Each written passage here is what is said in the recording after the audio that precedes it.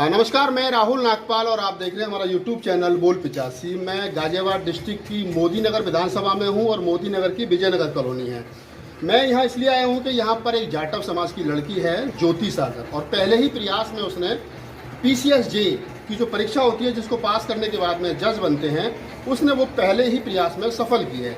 कम संसाधनों में बाबा साहब डॉक्टर अम्बेडकर की जो कोटेशन थी कि शिक्षित बनो, कम संसाधनों में और पहले ही प्रयास में अगर कोई लड़की जज बन जाती है और मतलब ये कह सकते हैं कि बिल्कुल एक मिडिल क्लास फैमिली से, तो समाज के लिए गौरव की बात होती है। और बाबा साहब डॉक्टर अम्बेडकर की कोटेशन है कि किसी भी समाज ने कितनी तरक्की की है, अगर इस बात का आकलन करना हो तो समाज में बेटियों ने, महिलाओं ने कितनी तरक्की की है, ये इस बात को सुनिश्चित करता है। तो अब जिस समाज को, जो समाज हाशिए पर था, जो समाज को पढ़ने लिखने का अधिकार नहीं था, उस समाज की बेटियां पहले प्रयास में आज जज बन रही है। तो मैं ज्योति सिंह सागर से बात करूंगा और जानने की कोशिश करूंगा कि उनकी तैयारियां कैसे। तो आप ज्योति हैं और ज्योति से बात करेंगे। ज्योति, बताइए कैसे प्रेरणा मिली आपको जज बनने की? मेरी प्रेरणा जो थी वो सबसे पहले मेरे मम्मी पापा रहे हैं। मम्मी पापा को देखकर ही मुझे प्रेरणा मिलती थी कि मुझे कुछ करना है और मुझे जज ही बनना है। जज बनने का ही रास्ता क्यों चुना? IAS में, सिविल सर्विस में जा सकते थे और दूसरे बड़े बड़े मतलब जॉब हैं जिनकी तैयारी कर सकते थे, तो फिर जज बनना ही क्यों आपने सोचा?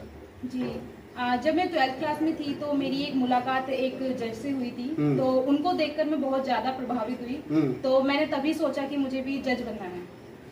तो मतलब आपको नहीं लगा कि आपके फादर एक यूपी पुलिस में अधिकारी हैं और सब इंस्पेक्टर की कोई बहुत बड़ी पोस्ट भी नहीं होती है, 4 बहनें थी आप और एक भाई है, तो इतने बड़े, इतने कम संसाधनों में, इतने बड़े परिवार में क्या आपको जज बनने के लिए जो सुविधाएं चाहिए, जो एटमॉस्फेयर चाहिए, वो आप के जो फैमिली है वो उपलब्ध नहीं करा पाएगी, तो फिर आपको कहीं ना कहीं हताशा हाथ लगेगी?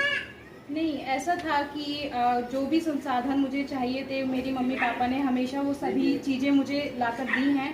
कभी मुझे ऐसा महसूस नहीं होने दिया है कि मेरे पास संसाधन नहीं है या कुछ नहीं है ऐसा। तो जो जिस भी चीज़ की मुझे ज़रूरत होती थी तो मम्मी पापा मुझे दिलवा देते थे। अच्छा, एक बात बताइए, मतलब कि कोचिंग कहीं से ली? अक्सर देखा गया है कि जिस प्रकार से सिविल सर्विस की तैयारी के लिए लोग घर से बाहर जाते हैं, तैयारी करते हैं, कोचिंग लेते हैं, PCSJ के लिए भी अक्सर ऐसा होता है कि वो घर से बाहर जाते हैं, कोचिंग लेते हैं। तो आप जो है कहीं कोचिंग, किसी कोचिंग सेंटर का सहारा लिया, किसी बड़े अध्यापकों का सहारा लिया?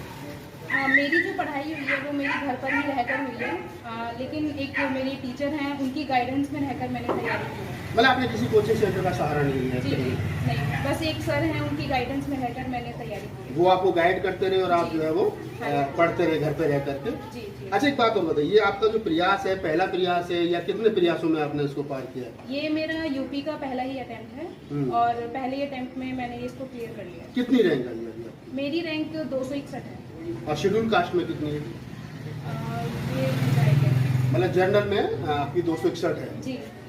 तो ये बड़ी बात है कि पहले प्रयास में 261 रैंक उनकी आई है। और जो लोग ये कहते हैं खास तौर से कि पढ़ने के लिए हमको ये चाहिए, हमको सुविधाएं चाहिए, हमको ऐसी वाले रूम चाहिए, उनको कहीं ना कहीं वो बात उनके मन मस्तिष्क में होनी चाहिए कि बाबा साहब डॉक्टर अम्बेडकर जहाँ पढ़ते थे वहाँ चप्पलें उतरती थी, स्कूल में बैठने की जगह नहीं होती थी, शिक्षक ढंग से पढ़ाते नहीं थे, तो उनके बच्चे भी कम संसाधनों में, उनके जो ब्लड है जिनमें, वो भी कम संसाधनों में।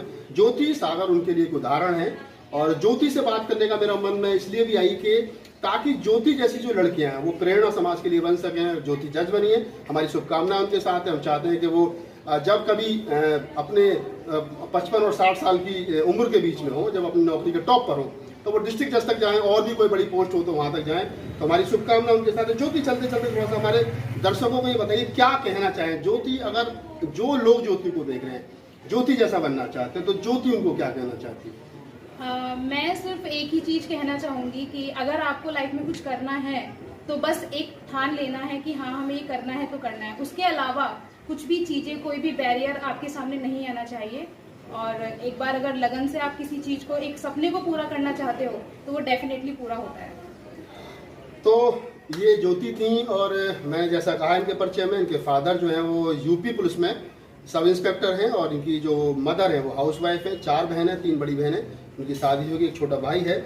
ज्योति अपने आप में प्रेरणा है और इस वीडियो को बनाने का उद्देश्य सिर्फ इतना ही था कि ताकि समाज के उन बच्चों को जो गांव और देहात में रहते हैं और जो कहते हैं कि हमारे पास साधन नहीं है या कम संसाधन में जीवन व्यतीत कर रहे हैं, वो ये उनको मालूम चल सके कि कम संसाधनों में भी ज्योति जैसे बच्चे जज बन सकते हैं, तो फिर आप क्यों नहीं। आपकी इस वीडियो के बारे में क्या प्रतिक्रिया है हमें जरूर दीजिए और हम आपके कमेंट्स का जवाब देंगे। धन्यवाद। मैं राहुल नागपाल, कैमरामैन CL